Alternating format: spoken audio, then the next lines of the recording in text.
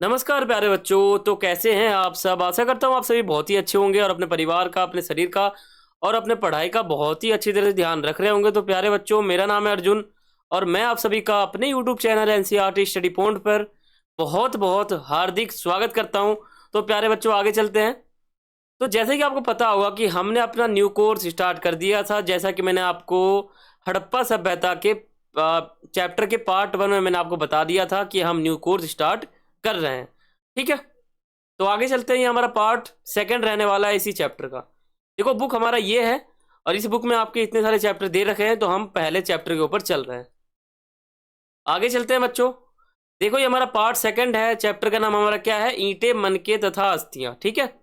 और प्यारे बच्चों, मैं आपको बता दूं, अगर आपने पार्ट 1 का वीडियो नहीं देखा है तो आप उस वीडियो को जरूर देखें, क्योंकि अगर आप पार्ट 1 वाले वीडियो को नहीं देखोगे तो आपको इस चैप्टर का कुछ भी समझ में नहीं आएगा। ठीक है। तो सबसे पहले आप पार्ट 1 को देखो और फिर पार्ट 2 को देखो। ठीक है। अगर आप पहले पार्ट 1 को देखते हो तो नुकसान है। ठीक है। तो बाद में आप पार्ट 2 को देखना तो बहुत ही सही रहेगा। ठीक है। अगर आप डायरेक्ट पार्ट 1 को नहीं देख रहे हो और सेकंड पे आ रहे हो तो बहुत ही नुकसान है। ठीक है। तो आप पार्ट 1 को जरूर देखना, फिर इस पे आना। और देखो, आपने मुझे सब्सक्राइब नहीं किया मेरे चैनल को, तो आप कर सकते हो। चैनल जो है आपके सामने लिखा हुआ है, एनसीईआरटी स्टडी पॉइंट। आप सब्सक्राइब कर सकते हो, आपके वीडियो के बाजू में दिख रहा होगा, आप कर सकते हो। ठीक है।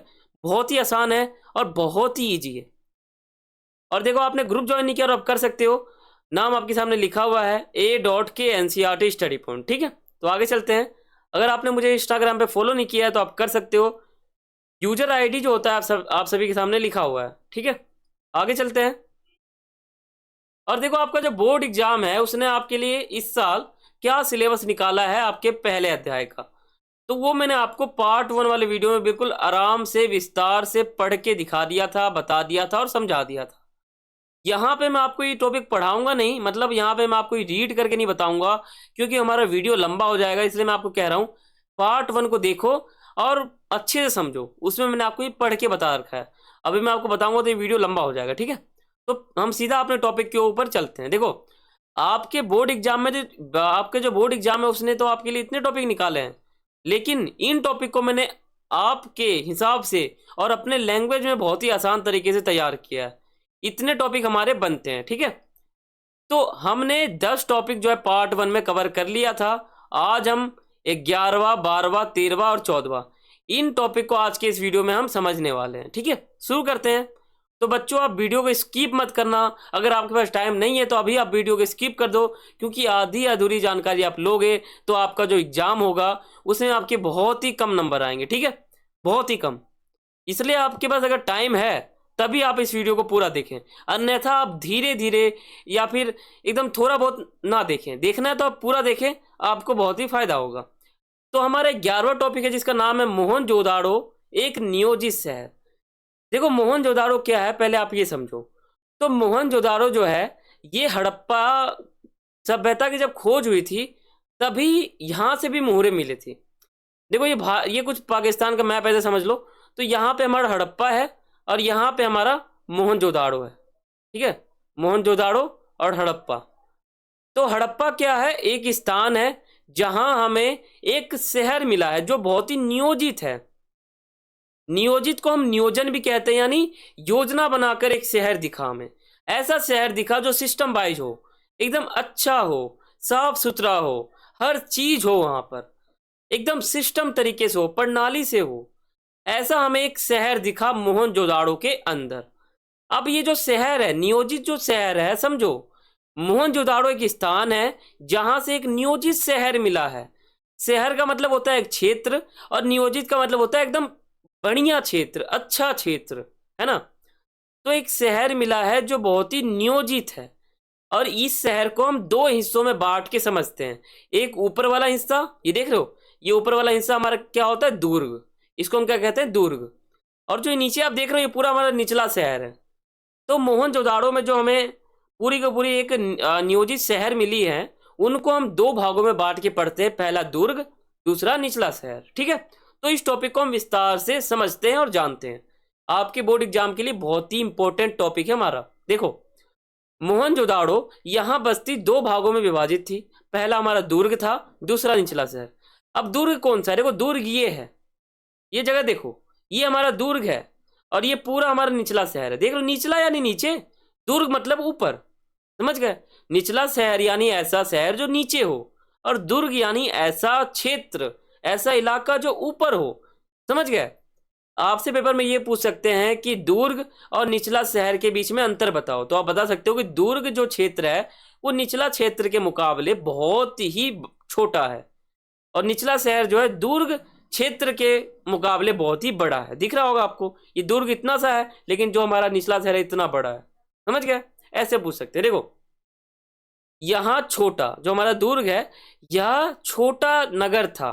देख लो बिल्कुल छोटा सा, ये एक छोटा सा नगर था। छोटा मतलब स्मॉल, स्मॉल पूरा हमारा समझ सकते हो, एकदम छोटा।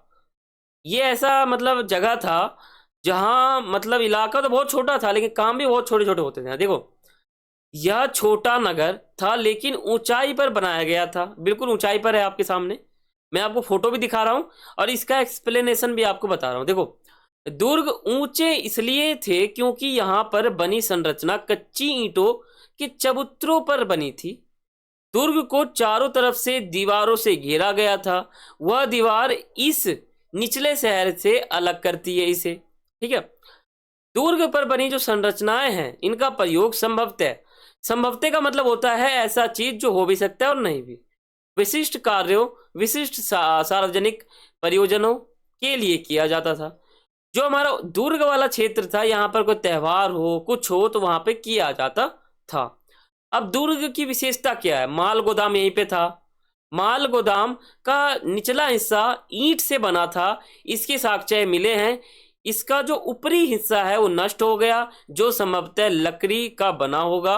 विशाल स्नानागार, यह आंगन में बना एक आयताकार जलाशय था। चारों तरफ जो है गलियारे से घिरा हुआ था। जलाशय तक के लिए जो है सीढ़ियां बनी हुई थी। जलाशय से एक पानी एक बड़े नाली के द्वारा बहा दिया जाता था।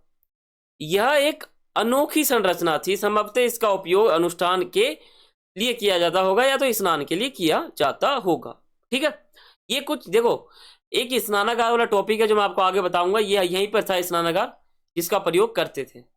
अब निचला शहर समझते हैं। देखो ऐसा माना जाता है कि निचले शहर में आवासीय भवन थे। ये जो निचला शहर आपको दिख रहा है इसमें आवासीय कोई भवन होंगे।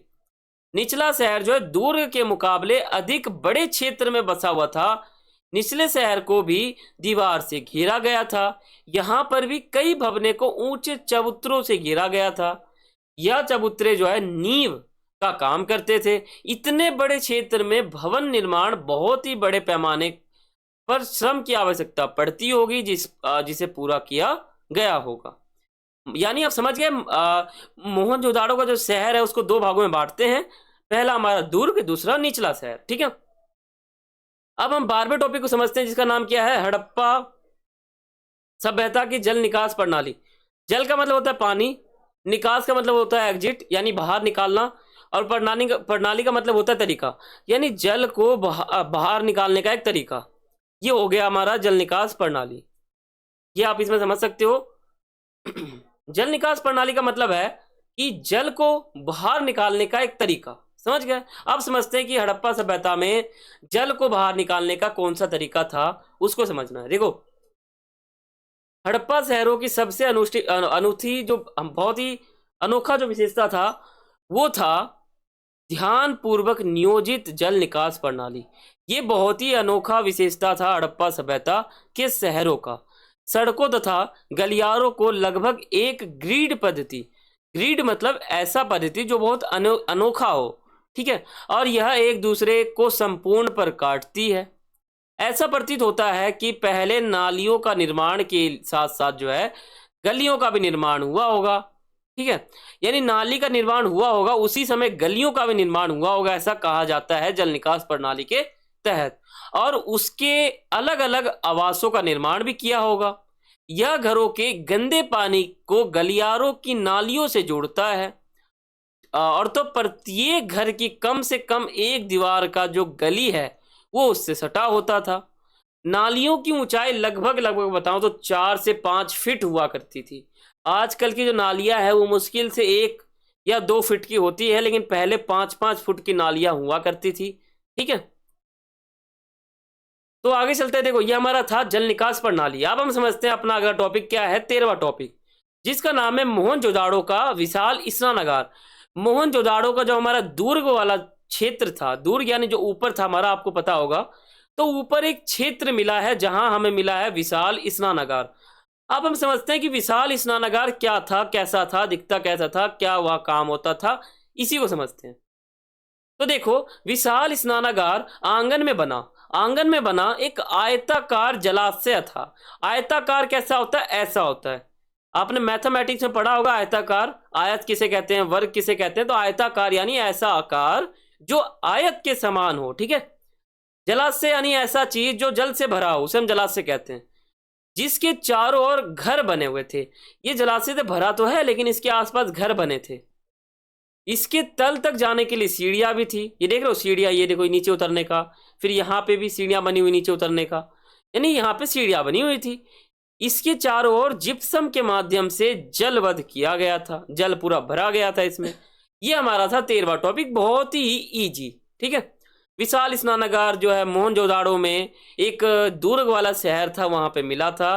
वो आयताकार का था। ठीक है, आपको समझ में आ गया होगा, सीढ़ियां बनी हुई थी।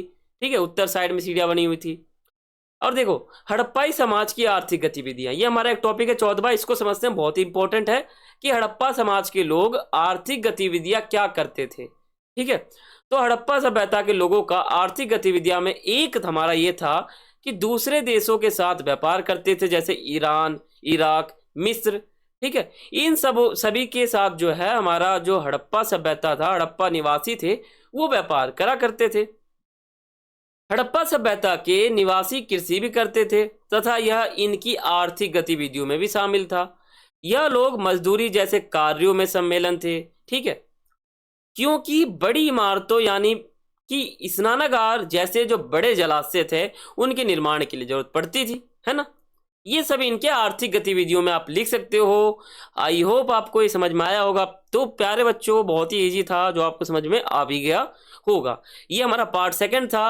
आशा करता हूँ आपको ये बिल्कुल आसान तरीके से समझ में आया होगा। तो अगर आपने हमारे चैनल को सब्सक्राइब नहीं किया तो आप कर सकते हो। अगर आपको वीडियो अच्छा लगा हो तो आप वीडियो को लाइक कर सकते हो। और बाकी ये आपको वीडियो कैसा लगा आप मुझे कमेंट करके बताना। और आपको समझ में आया कि नहीं आया आप मुझे कमेंट करके बता सकते हो। अगर आपको समझ में नहीं आया तो मैं आपको दोबारा बताऊंगा, दोबारा प्रयास करूंगा कि आपको समझ में आ सके।